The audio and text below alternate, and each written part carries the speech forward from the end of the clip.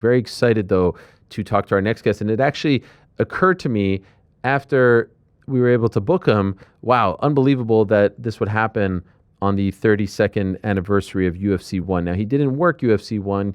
I do believe he made his debut at UFC 2. But I mean, an individual who is synonymous with the sport, with the organization, with the growth of the sport, certainly from an officiating standpoint. I mean, who better than Big John McCarthy to talk about all of this and more? And recently, we got the news that he was coming back to officiating, and he recently dusted off the old referee shirt, the gloves, all that stuff and more. And given, some of the criticisms that we've had as of late, wanted to have him on, but also what a time for someone of his stature and of his experience and resume to re-enter that pool. I think it's only a very huge positive move for the sport and for the fighters to have someone of his experience officiating these fights and being back in the mix as far as officiating, regulation, all that stuff and more is concerned. Without further ado, let us say hello to the one and only Big John McCarthy, who is kind enough to join us on this Wednesday afternoon. Hello, John. How are you? Long time no speak.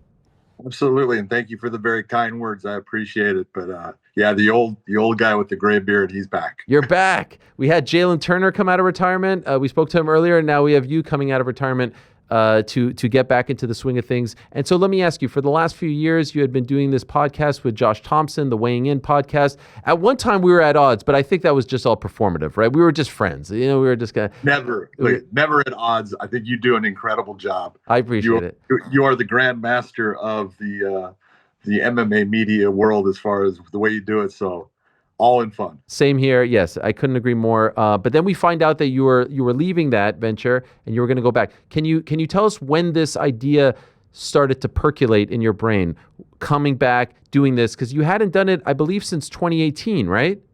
It was 2018 was the last time that I had refereed, but it started percolating a year ago because Scott Coker asked me to come do his show. He says, "Hey, it would be great if you would come and you just do the main event and stuff." And I said, "Scott, I would love to do it." I go, but it was on the same day that I had promised to do a small time little talent show in the town that I was living in, and I had made a promise, and I said, "I can't." He goes, "Hey, I'll pay them off," and I said, "I can't do it." And but it kind of put it in there, and then I went and did the Craig Jones Invitational in Vegas, and I had a great time. And what it really was, Ariel, to be honest, I love being in the cage. That's great.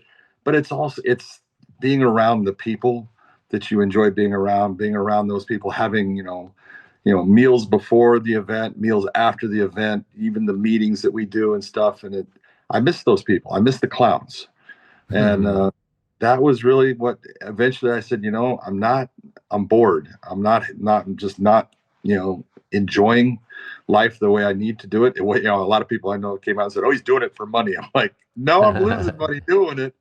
But I absolutely know that I enjoy doing it. I've been back for 3-4 shows now, and I've had a blast doing it, and it's been great. And my whole goal is to help the other referees that are younger referees get to that level so they're able to take over the sport, because I'm not going to be here long, and take over the sport and know exactly what they have to do in given situations, help them become comfortable, help them understand the little nuances that will get them through a situation or create more of a problem. That's what I'm here for. Back in 2018, why did you decide to stop? That was a different scenario. I had had a problem with my shoulder, I thought, and that was in 2017. And I had they went and they did nerve things, and they said, "No, it's your neck, and you have 2 discs that one's gone and one's crushed, and we need to replace those." And so they did that, and I went right back to work. I told them, I said, "Look, I got 6 days before I have a show, and I'm not missing that show." And they said, "Well, you can't." I said, "Well, then I'm not going to do it." Well, they did it, and then I thought I was fine, and then all of a sudden, and it was my fault. I had a gym and I was teaching, and I let someone hold me in a specific type of choke that was almost like it's a darce, but they were doing it like a Japanese necktie, which is they're cranking my neck, and I let it hold too long, and I thought I was fine, after the little session. And then later that night, I started to have a problem. I woke up the next morning, and I was in trouble. I mean, I had a stinger going down my arm that just wouldn't stop. And then it just got worse, and I started atrophying, and it got to the point I could not lift my arm. And I mean, I couldn't lift it at all. Wow. And then I was to the point I was like, I can't go out and officiate like this because I'm a danger to the fighters. I got it fixed, I thought, and then it came back. And that's when Scott Coker basically, came to me and said, "Hey, have you ever thought about commentating? I want you to, come and, not apply, but do Rehearse. the rehearsal. Or not a rehearsal, like like an audition. Audition. Thank you very much. See, you're better with words. And so, I did, and they said, "Hey, we want to use you." And I was like, well, it's the perfect timing. It's not that I wanted to leave, but I was like, I don't want to go out and not be the person that can do things the way it's supposed to be done. And I had a problem, and there's other, there's fighters out there. I got headaches every day. It was bad for a long time, but eventually, about, 20, somewhere in 2022, it started to go away. The surgeries, I had multiples to try to get rid of it. And eventually it worked where I was able to start to build strength back and able to become normal. And so at that point I was like, well, I could go do it. And that's, about a year later is when Coker kind of put it in my head, and I was like, And then finally I was like, yep, life is about enjoying, the time that you're on this earth and doing the things that are important to you and with the people that you care about and love. And that was my decision. And it was not about finances. I love that part, but definitely all about who I got to spend my time with. On this side of the fence, we hear Big John's coming back to officiating. Great.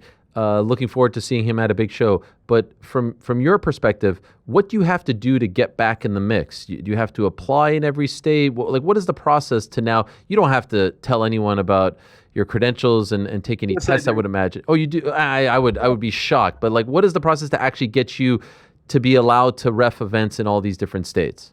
Yeah, well, if you the first thing you have to do is you're going to have to go through the medicals. You have to go to the state. They're going to have to send you their forms.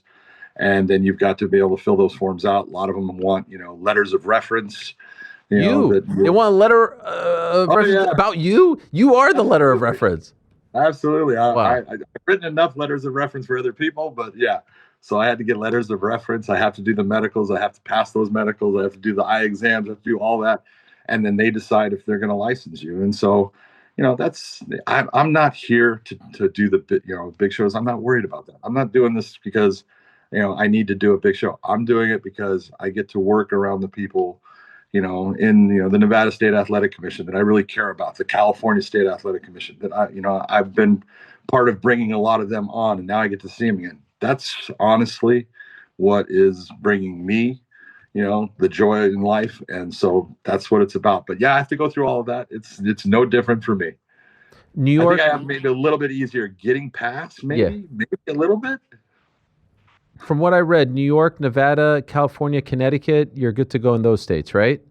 I believe so. New York, I missed a signature for the doctor, so I haven't gotten completely. Okay. The doctor's got to sign the one signature, so that one might be coming. Okay, and you made your return, reality fighting, in early October, right? Yes, sir. What was that like for you? Were you nervous? Were you anxious? How did you feel before all of that and during? I'm being honest. It was, I thought, well, I wonder if I'll get nervous because, after all the repetitions of fights, I would tell, other people in athletic commissions, careful when you're putting a newer referee in as far as how far you're putting them in and how many fights, because they do get nervous and the heart rate goes up. And so I thought, well, we'll see. And it didn't. It was, it felt like I walked back into my home. It was, I had a strange knockout that night. I'll say that, but it was a blast. I had a good time, and I was like, well, it's like riding a bike, you can do it. And then I went to Las Vegas after that. And, the executive director there is Jeff Mullen, and Matt Valenzuela is his assistant. And they go, you haven't lost a step. And I go, I've lost steps. There's no doubt about it. But, it's going to take a little bit of time to get back up to that level. I don't think that I'm coming back, in any way as good as other people, but it's a matter of, I think I know what I'm doing. And I think I can help in bringing some of the younger guys up. When you talk about the strange knockout, are you referring to like the patented McCarthy tackle, like that you had to dust that one off? Yeah, kind of. But You didn't miss a beat. I felt bad about it. I really did. I Was felt it this bad. one? It was this one. Look, check out this elbow is weird, and then he takes 2 steps, and then he goes down. Yeah. Comes down after him, and it was like, oh, and I'm, based upon him taking the step when he does, I didn't start going towards him, and that made me slow. And so, yeah, I felt bad. I'm on top of him. I said, hey, I apologize, man. I didn't mean to, hit you like that, but you weren't stopping.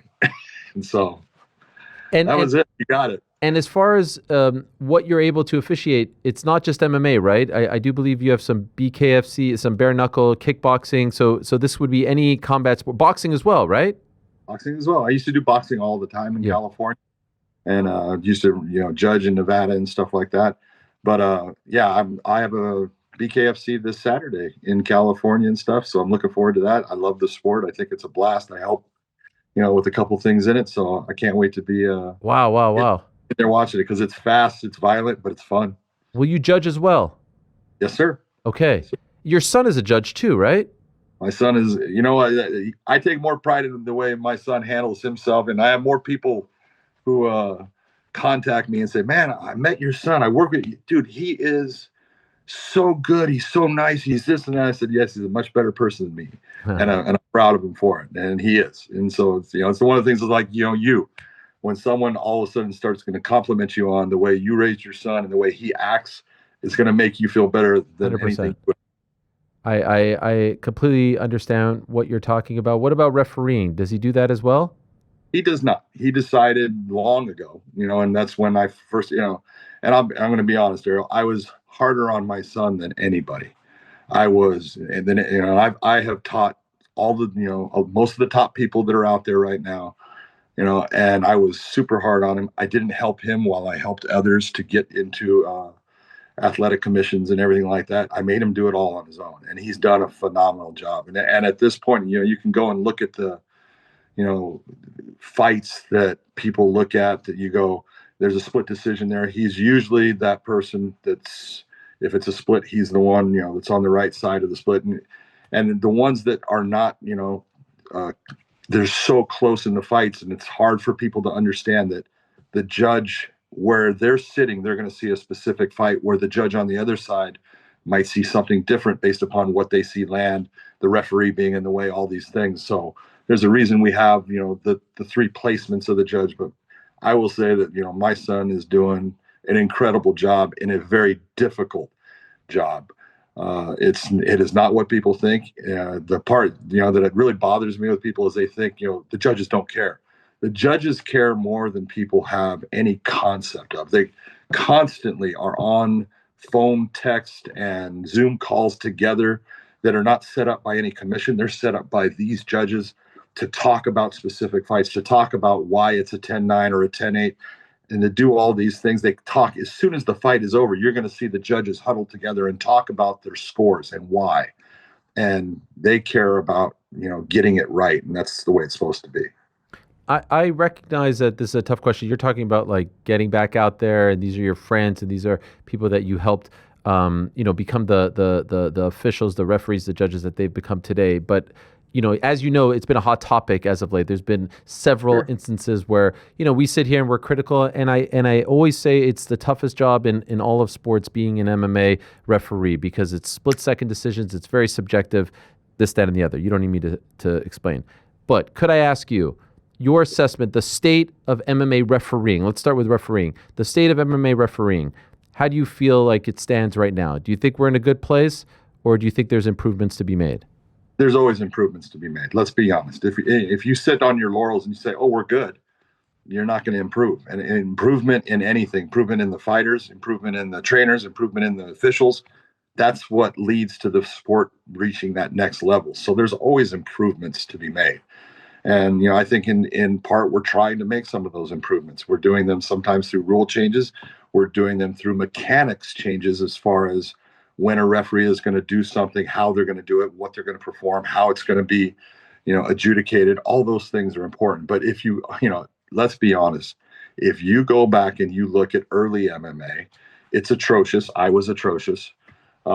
You can look at, what they'll call the pioneer staging, which was, a little bit later, like into the UFC 20s, still bad, still horrible judging.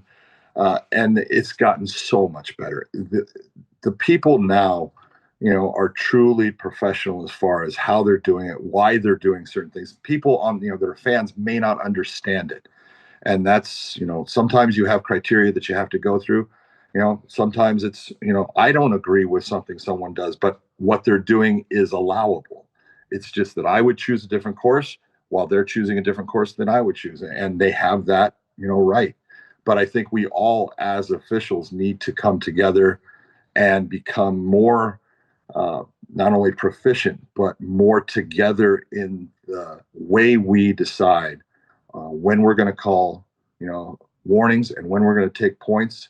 Fighters are smart, and I try to say it all the time that, fighters take advantage of things that they can take advantage of. That's their job. I don't blame them, but our job is to make sure that they don't get that advantage. And sometimes we're doing a good job of that. Sometimes we're not. And so we need to always be looking at how do we adjudicate this so it's fairest for the, what's best for the sport, what's best for the fighters, what's best for the fans, and then what's best for the promotion. Two things in particular that I've been vocal about recently is that I feel like there are too many warnings, that the warning should be in the back.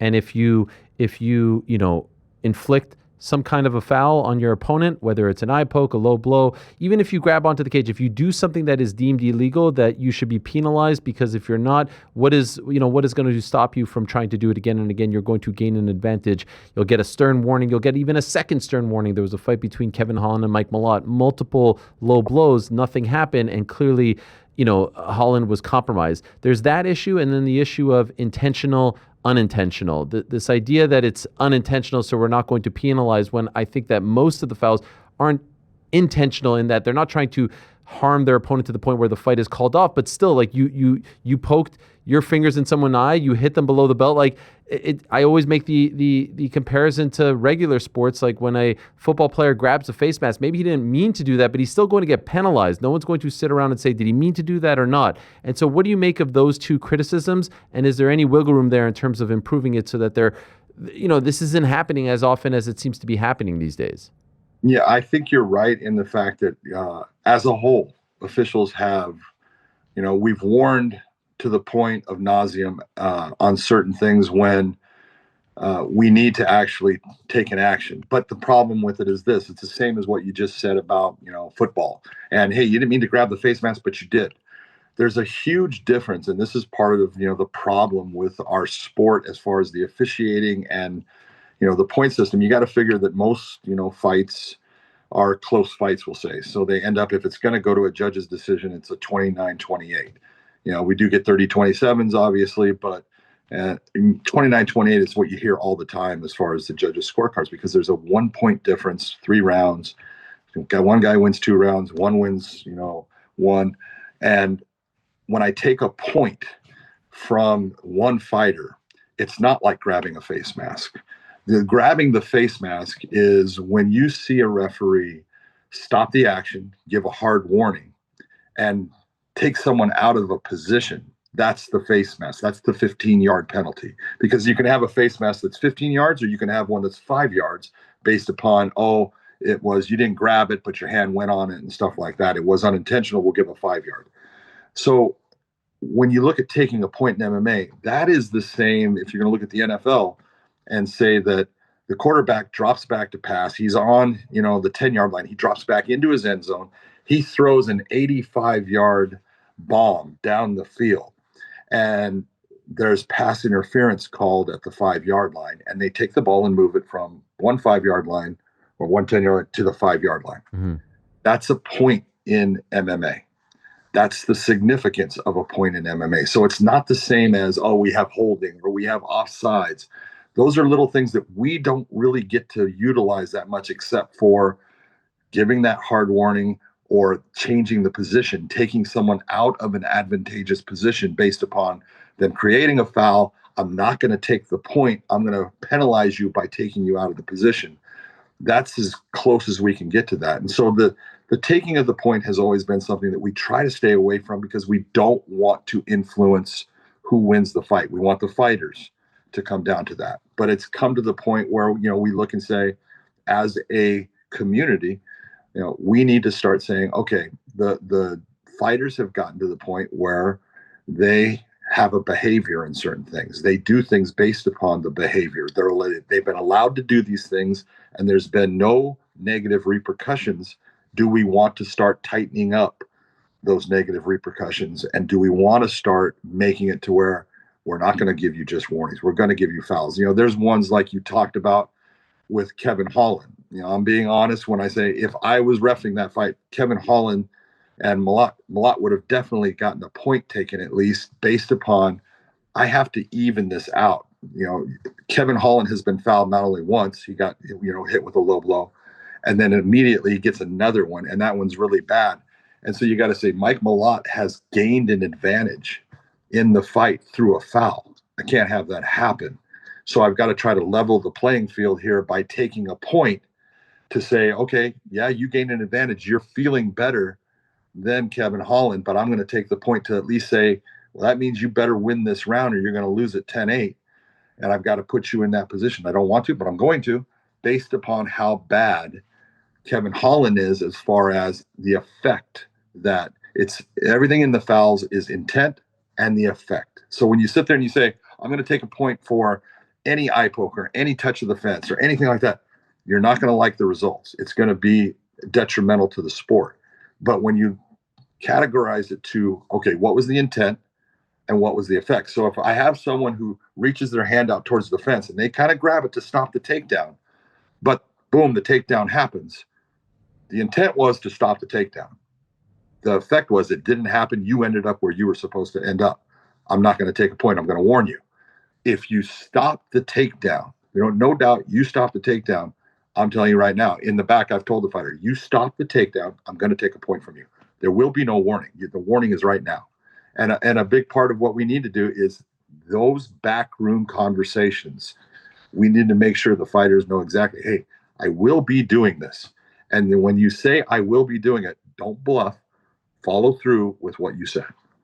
It's such great insight. It's such a privilege to be able to pick your brain on this stuff. There's not much to pick. Because it's such a hot topic right now, and it always has been a hot topic for as long as I've been covering the sport. And it feels like it goes through waves where it's like, oh my God, every week we had this Waldo Cortez Acosta versus Ante Delia fight in Nevada, and Delia's team has since reached out and told us that they're filing an appeal. Was that handled the right way in your opinion? The restart and the way the eye poke was handled with the team in the cage, or should that have been done differently in your opinion? Look, I'm going to be honest. I thought, in some ways things were right and there was things that were wrong. Let's be honest, Ariel. How many times have you seen? How many fights have you watched? Okay, So how many times have you seen a fight end and the stool comes in, or how many times have you seen a stool come in between rounds for a fighter? But name me the time that you've ever seen a stool come in other than those two circumstances. Yeah, never. So we had a foul. We had a fighter sitting on a stool. We had a cut man working with him. We had a doctor working with him. We had water being given to him.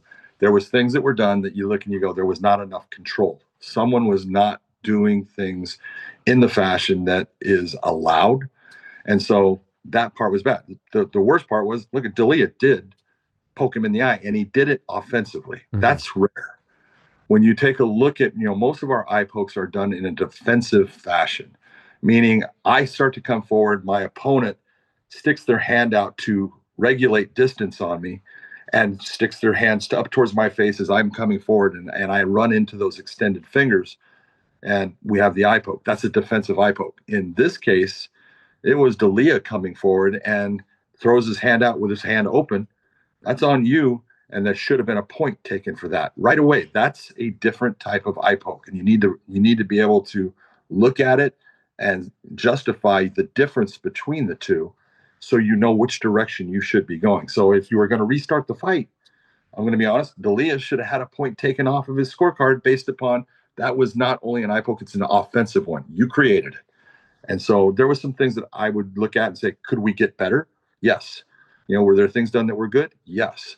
But, the replay official in that was a big part of, getting things right. And that's something that we've done in trying to, be better and get the right call. and it's a great addition. It's something that we need everywhere.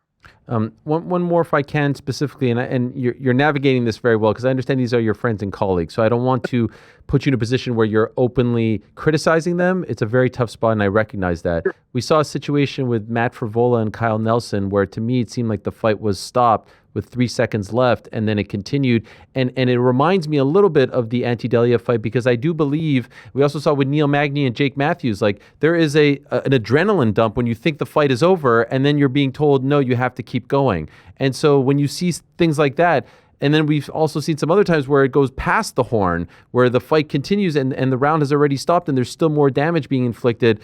What is your assessment of what's going on there? Well, I can tell you this, and sometimes it's hard to understand when you're on the outside of the cage, but the referee inside the cage, Ariel, he hears things and he sees things nobody else does. And when I say here's, a lot of times people will go, oh, you'll have a low blow, and people go, oh, that didn't hit him in this, and you can hear it when you're the referee. It makes a specific sound, so that the cup was hit. But people will get upset that you stopped it because they didn't see it. They say, no, it actually hit him here, and it's like you could hear it stop. So there's things that the referee sees and they hear that help them with the information they need. When you're looking at the horn, that was really the problem for both the Jake Matthews fight, if you're going to say it that way, and then the Kyle Nelson fight. I can tell you I've seen many referees think they heard the bell and when there was no bell. Now, the real question is, you've got to know that sound, the horn. But I can tell you, going all the way back to like UFC 47, I had Chuck Liddell and Tito Ortiz. They're fighting for the first time. And near the end of the first round, Chuck goes and he opens up going after Tito, and he's putting damage on Tito. And Tito's trying to, hang in there. And I heard the 10-second clacker. And at that time, I would never do anything to motion or anything like that. But, I'm counting down in my head, and I get to 1, 0, 1, and I didn't hear anything. So I stopped the action of the fight. And Tito actually thought I stopped the fight on him. He's like, no, John. Yeah. I said, that's the end of the round, because he didn't hear the horn. I didn't hear the horn. I know Chuck, obviously, I don't think heard the horn, because it was so loud in that arena at that moment, because the fans were going crazy. You just couldn't hear it. So I came up with, actually, if you're looking, all the referees now, they kind of point in a direction towards the timekeeper at that 10-second, just to notify the timekeeper I heard it. So we have at least an accounting that the referee knows that there's only 10 seconds left in the round. And those are the types of things that happen. With the Kyle Nelson one, I know Dan said he heard a horn. He didn't hear a horn, but he heard something that he thought was the horn. And sometimes, you hear things that are just different. It was a mistake. I'm just going to, flatly say it. He made a mistake as far as that was not the end of the round. Did that cost Kyle Nelson? Well, fortunately, not overall. But yeah, he had to fight 2 more rounds of a fight that you look at and you go, how much damage did he take in those 2 rounds that he would not have taken if that fight possibly would have been stopped? If the 3 seconds that were left were allowed to go, how many more shots would have landed? Would one of those have put Matt Frivola out? We don't know, but there was a mistake, and you have to be honest about the mistake. And when you make the mistake, like I said, you have to be honest. You have to say, I made a mistake. This is how I made the mistake. This is how I'm going to fix it from now on. And you got to move on. And the fans are never going to like it, but you got to be honest. We're all human, and we're going to make mistakes. You try not to. And when you do make them, like I said, be honest about it and figure out, how do I make it so that doesn't happen again? I have great respect for you, for Andy Foster, because you've always come out and done interviews and explained things when the going was tough and when the going was good. And I've always felt, especially after these events, I don't expect the referee to hold a press conference, but there is something in other sports where you have a pool reporter and one reporter will go talk to the referee. They'll issue a statement. You'll get some sort of Q&A and an understanding as to what they were thinking in these moments. And I think it would be very beneficial for us, for the fighters, for the public. Would you like to see, I would love to see this happen, where after a fight like that, we can then go and see, okay, this is what Dan was thinking. Just like the NBA issues something, this is what the referee was thinking during a controversial moment. Should we have more transparency when it comes to the officials? I've always believed yes.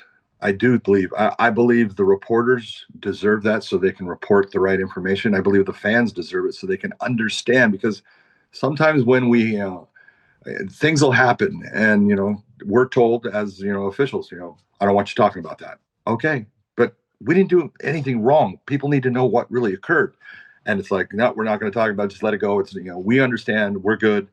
Oh, and you're sitting there, and I always say, you know you're going to be the flavor of the month somewhere along the way, and people are going to be mad at you because they think you did something wrong even when you didn't. And just suck it up. And if you did do something wrong, then suck it up from that. There will be another fight, another show, in the next week or week, after that, and someone else will do something, so you're no longer the flavor of the moment. But I believe that we should have certain people that are allowed to talk based upon they can communicate and not say something that's going to harm the promotion, not harm the commission, and give people insight into, look, at this is what I was looking at, and this is why. There's many times people fight. Fighters are smart, and they're smart about fighting, and many times people will look and say, well, you were letting him get fouled, and you can look and say, yes, I know that foul occurred, but I looked at how much effect it had on him. He was winning the fight, and it had zero effect. He didn't stop what he was doing. And I truly believe his opponent was looking at me to stop it. In fact, did that kind of, trying to get me to stop it so he could get a moment to get away from his opponent. So he could get a moment to, if I put it back in the same position, they want to try to change that just a little bit. So now I can hopefully get out because I'm stuck where I'm at. There's all kinds of ways that, fighters do things. When it comes to fighting, they're brilliant, and they will absolutely, skirt the rule right to the edge of that envelope if they can, so it'll work for them, and they're PhDs when it comes to this. And you've got to be able to look at the times when I need to stop the action, and look at the times when, yes, I see that, but I'm not going to stop it based upon the things that I know that are occurring right now. One more, and then we'll let you go. And again, thank you very much for this. Recently, you were public in your support of the Muhammad Ali Revival Act. Yes, sir. I just saw a report here from a reporter named Sadiq Ahmed, who said the Colorado Combative Sports Commission has voted to oppose the Muhammad Ali American Boxing Revival Act. There were no votes in support. I recall not that long ago the California State Athletic Commission hearing in which they received 6-0 votes in support of it, and you were on the call, and you were very much in support. Can you explain to us why you feel like this will be good for the fighters, and why you feel like this is something that is even worthy of your time? When I know that specifically you don't only focus on MMA, you do work in boxing as well, but you are primarily viewed as an MMA official, I would say, like, famously. Why was this something that was important for you to voice your opinion on? Well, one of the things I want to bring up is, and even you had said that I came out saying that people had a financial interest. What I was talking about was I didn't, and that I was wrong. I thought that you would get some of the people within the sanctioning organizations being on that call and making statements about it, which really was more MMA people than anybody. But the real reason that I look at this Revival Act, first off, I love when a fighter has options. Okay. And there's not one boxer that has to do this. They can all stay within the exact framework that they fight right now. They can stay with the sanctioning bodies. They can stay with those organizations. They don't have to change anything. The Ali Act stays the same for them. Nothing changes. So is it better for a fighter to have options or no options? I always look and say options are great. I would rather see you have options, in that the UBO has to do things that the sanctioning bodies don't. They have to provide medical insurance for those fighters. They have to provide the medical payment for those fighters. They have to provide a training experience, as far as a place that these people can go for training and physical therapy, that is there for the fighters under contract. That can be thousands and thousands of dollars. I look at this, and I had several people, Matt Brown being one, he was mad at me, but we got on a call and we talked about it.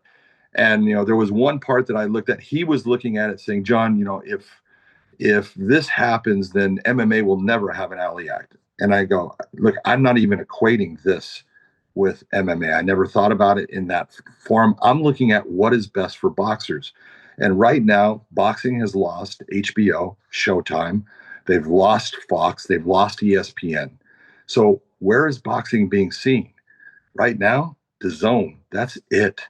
And that's limited. And so all of these avenues for boxing are, you can take a look and say, are they growing? Or are they getting smaller? They're getting smaller.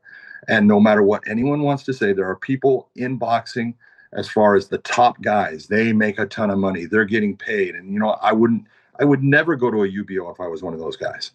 But there are mid-level fighters, Ariel, out there that, trust me, will make way more money under the UBO system and be financially better off than they ever are with the sanctioning bodies, because people don't realize what the sanctioning bodies do.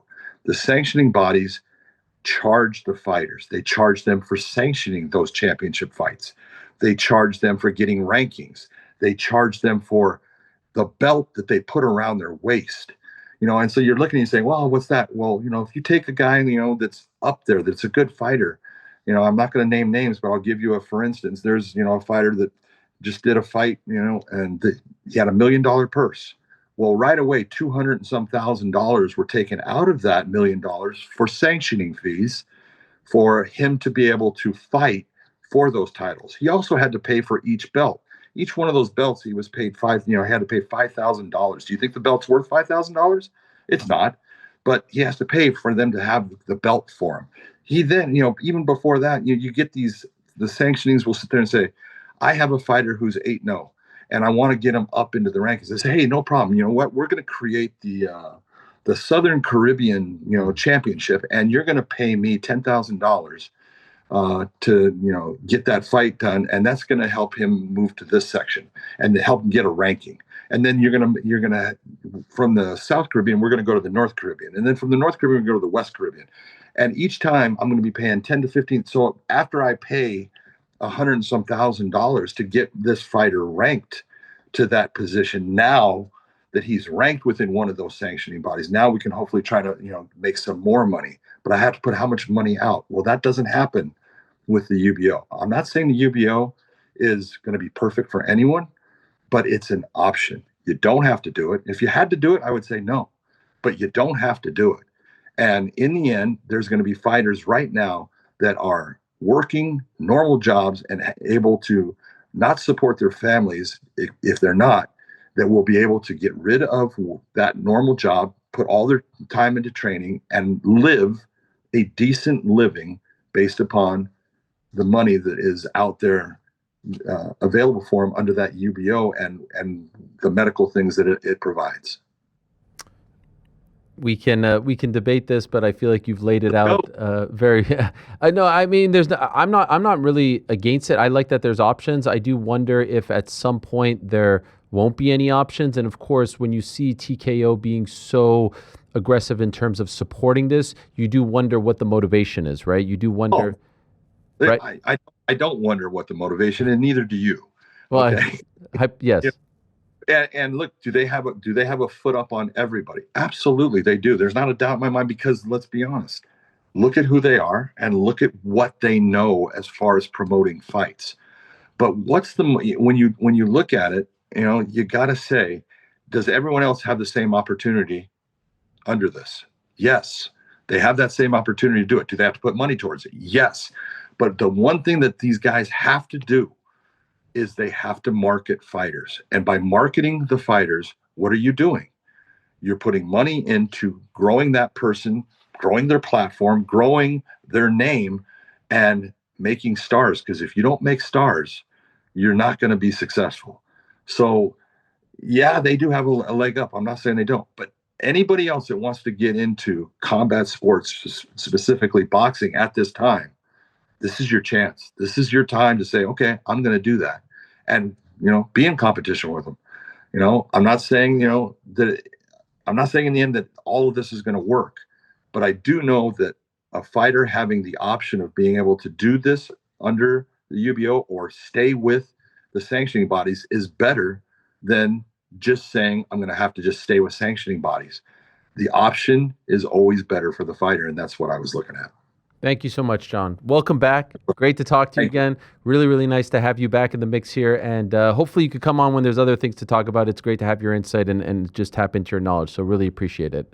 I appreciate your time, Ariel. Thanks for having me on. There he is, the legendary Big John McCarthy, the greatest MMA referee of all time, and obviously doing great work in other combat sports. That's a major coup for us to have him back in the mix. Major coup for the fighters as well, and for his willingness to come on. I'm very, very appreciative, and hopefully we could do more of that stuff, because I just think the smarter we get from people like him who literally wrote the rules, the better we all are. Fighters, fans, media, etc.